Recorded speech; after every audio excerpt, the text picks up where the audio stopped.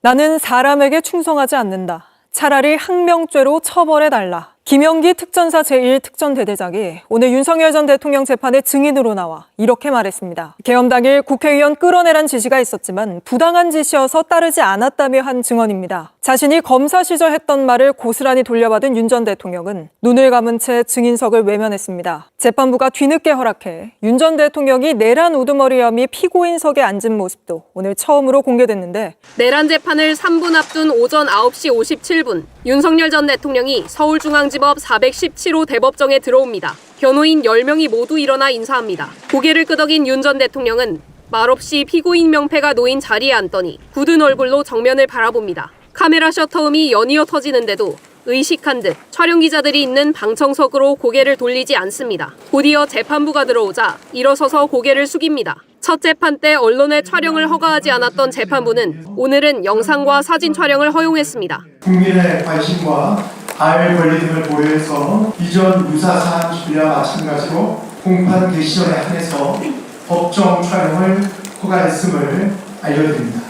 서울중앙지법 417호 대법정은 과거 전직 대통령들이 재판을 받은 곳입니다. 1996년에는 전두환, 노태우, 그리고 2017년과 2018년에는 박근혜, 이명박 전 대통령이 이 법정의 피고인석에 앉았습니다. 윤 전 대통령은 같은 법정에서 재판을 받는 5번째 전직 대통령으로 역사에 남게 된 겁니다. 전직 대통령들은 구속 상태였기 때문에 수의를 입거나 정장 차림이더라도 수임 번호를 가슴에 달았습니다. 하지만 윤 전 대통령은 재판부의 구속 취소로 아무 표식 없이 자리에 앉았습니다. 오늘 재판에는 지난번에 이어 비상계엄 때 국회에 출동했던 조성현 수방사 제1경비단장과 김영기 특전사 1특전대대장이 증인으로 나왔습니다. 군 통수권자였던 윤 전 대통령이 대령과 중령인 현장 지휘관들을 상대로 직접 신문을 할지가 관심이었습니다. 하지만 중간중간 변호인들과 대화를 나눌 뿐 직접 질문하진 않았습니다. 현장 지휘관들과 눈도 마주치지 않고 대부분 눈을 감거나 고개를 숙인 채 신문 내용을 들었습니다. JTBC 김혜리입니다. 전직 군 통수권자인 윤석열 전 대통령을 앞에 두고도 현장 지휘관들은 흔들림이 없었습니다. 국회의원을 끌어내란 지시를 거부했던 김영기 특전사 대대장은 윤 전 대통령의 검사 시절 발언을 따와 사람이 아닌 조직에 충성했다며 차라리 항명죄로 처벌해달라고 말했습니다. 조성현 수방사 경비단장과 김영기 특전사 대대장은 비상계엄 당시 국회의원을 끌어내라는 지시를 받았다고 증언해왔습니다. 제가 아무리 거짓말을 해도 제 부하들은 다 알고 있습니다. 그렇기 때문에 저는 일체 거짓말을 할 수도 없고 해서도 안 된다고 생각합니다. 담을 넘어가라. 그다음 국회 본청으로 진입하고 국회의원을 끌어내라는 임무를 받았습니다. 오늘 증인으로 나와서도 흔들리지 않고 같은 증언을 이어갔습니다. 나아가 질서유지 차원이었다는 윤 전 대통령 측의 주장도 반박했습니다. 김 대대장은 질서유지는 우리 군의 임무가 아니라고 증언했습니다. 특히 발언권을 얻어 윤 전 대통령을 정면으로 겨냥하는 발언도 했습니다. 23년간 군 생활을 하면서 사람이 아닌 조직에 충성해왔다며 차라리 항명죄로 처벌해달라고 말한 겁니다. 윤 전 대통령이 검사 시절 국정원 댓글 사건을 수사하며 윗선의 부당한 압력을 폭로할 때 했던 말을 따온 겁니다. 저는 사람에 충성하지 않기 때문에 제가 오늘도 이런 말씀을 드리는 겁니다. 그 말을 되돌려주며 아무 일도 일어나지 않았다는 탄핵 심판 당시 윤 전 대통령의 발언까지 꼬집었습니다. 김 대대장은 지난해 12월 3일에 받은 임무는 제가 어떻게 하겠느냐며 아무 일도 하지 않아 아무런 일도 일어나지 않았다고 말했습니다. 대부분 눈을 감고 증언을 듣던 윤 전 대통령은 이 발언 때는 눈을 뜨고 물을 마셨습니다. 조 단장 역시 윤 전 대통령 측의 반복되는 질문에도 꿈쩍하지 않았습니다. 국회의원을 끌어내는 게 군사적으로 가능해 보이는 지시냐고 따져 묻자 조 단장은 불가능한 지시를 왜 내리는지 모르겠다며 받아쳤습니다. 기억은 점점 희미해지는 게 아니냐는 질문에는 조 단장은 특정 기억은 점점 더 도드라질 수 있다는 걸 알았다고 반박했습니다. 조 단장은 명령은 반드시 정당하고 헌법적이어야 한다고 강조했습니다. 증인 신문 내내 이렇게 입을 다물고 있던 윤석열 전 대통령이 조금 전 또 직접 발언을 했다고 합니다. 바로 법원 연결해 알아보죠. 자, 박현주 기자, 윤석열 전 대통령이 뭐라고 말했습니까? 네, 증인신문 때 나서지 않았던 윤 전 대통령은 증인신문이 끝나자 발언권을 얻고 6분간 발언했습니다. 주요 내용을 보면요. 계엄은 하나의 법적 수단에 불과하다고 주장을 했습니다. 칼을 쓴 것을 비유로 들면서 요리도 하고 환자를 고칠 수 있는데 칼을 썼다고 해서 무조건 살인을 했다고 볼 수 없다고 말했습니다. 시국 수습 방안으로 계엄을 하나의 수단으로 활용을 했지 내란은 아니라는 겁니다. 탄핵 심판에서도 똑같은 취지의 주장을 했었는데 지금 그 주장까지 이미 헌법재판소가 판단을 해서 윤 전 대통령을 파면한 거 아닙니까? 네, 그렇습니다. 헌재는 이미 객관적으로 정당화할 수 있을 정도의 위기 상황이 계엄 선포 당시 존재했다고 볼 수 없다고 판단을 했습니다. 또 정치적, 제도적, 사법적 수단을 통해 해결해야 할 문제지 병력을 동원해 해결할 수 있는 것은 아니라고 못을 박았죠. 그러면서 윤 전 대통령의 비상계엄을 두고서는 국민의 신임을 배반한 것으로 용납할 수 없는 중대한 법행위라는 결론을 내린 바 있습니다. 윤 전 대통령이 재판부를 향해서 훈계성 발언도 했다고요? 네, 정리하면 내란죄라는 법리를 제대로 세워서 여기에 맞게 재판해달라고 재판부에 요구를 했습니다. 그러면서 법리대로 하면 증인들에 대해서도 과감하게 동의하겠다면서 재판을 효율적으로 끝낼 수 있을 것이란 훈계성 발언까지 내놨습니다. 그러자 지기현 부장판사는 단호하게 선을 그었습니다. 재판부는 내란죄의 법리 기준을 명확하게 가지고 있다며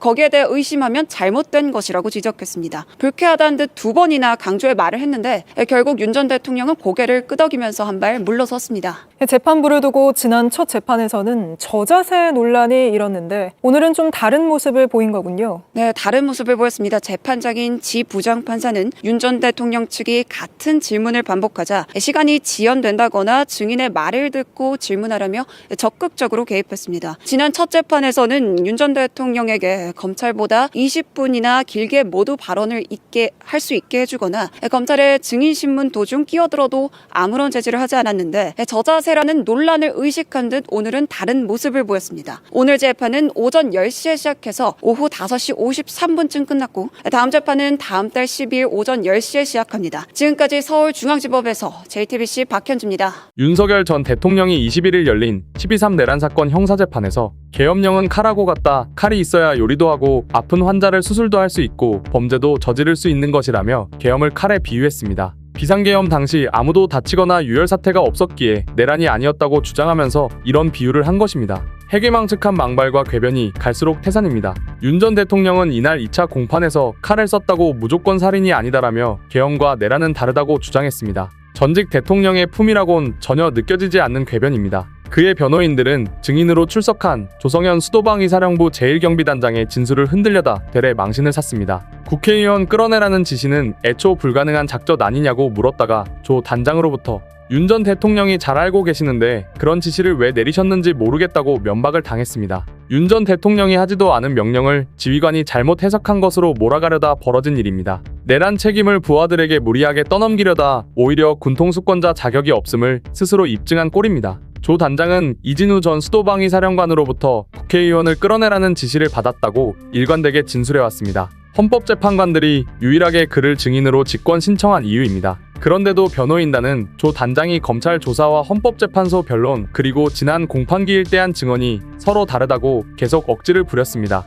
오죽하면 윤 전 대통령을 구속 취소 결정으로 풀어줬던 지기현 판사가 같은 질문이 반복되고 있다며 주의를 주었겠습니까? 명령은 중요하지만 정당하고 합법적이어야 한다는 조 단장과 상급자의 명령에 하급자가 복종하는 것은 국가와 국민을 지키는 임무에 국한된다는 김영기 특수전사령부 1특전대대장의 진술이야말로 군통수권자가 할 말 아닙니까? 법원과 검찰의 비호 속에 불구속 상태로 재판을 받는 윤 전 대통령은 헌재의 파면 결정에도 아랑곳 없이 정치활동을 계속하고 있습니다. 일각에서 추진된 윤석열 신당 창당 작업을 지원하고 보란듯이 김계리 변호사 등과 식사하면서 찍은 사진을 공개하게 하는 등 조금도 내란죄 피고인답지 않은 모습입니다. 군인권센터는 이날 10만여 명의 시민이 서명한 윤 전 대통령 재구속을 촉구하는 탄원서를 법원에 제출했습니다. 지기현 재판부는 결자해지 차원에서 윤 전 대통령의 재구속을 진지하게 검토하길 바랍니다.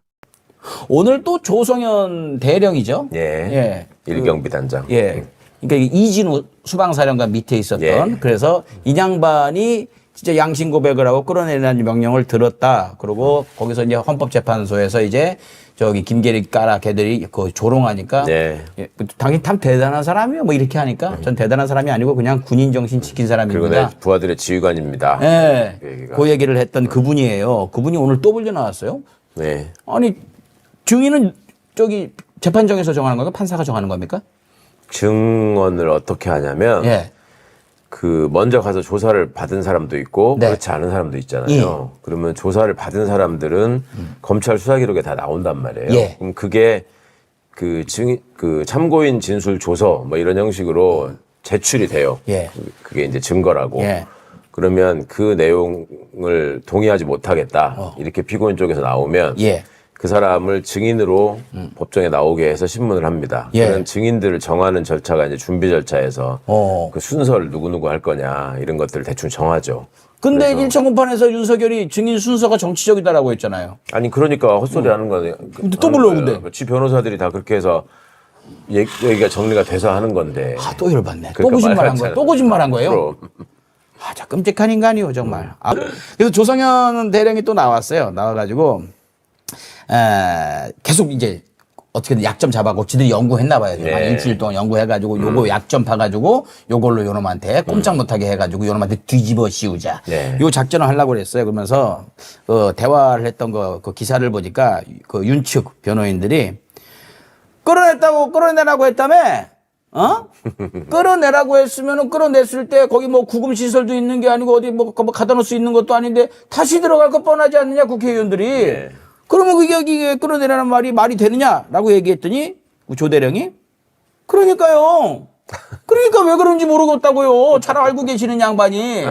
요렇게 얘기를 했고 근데 또 이제 얼굴 빨개져 갖고 윤측에서 근데 의원을 끌어낸다 자꾸 명령 받았다고 그러는데 이 의원 끌어내라는 명령 이게 가능해 보였어요?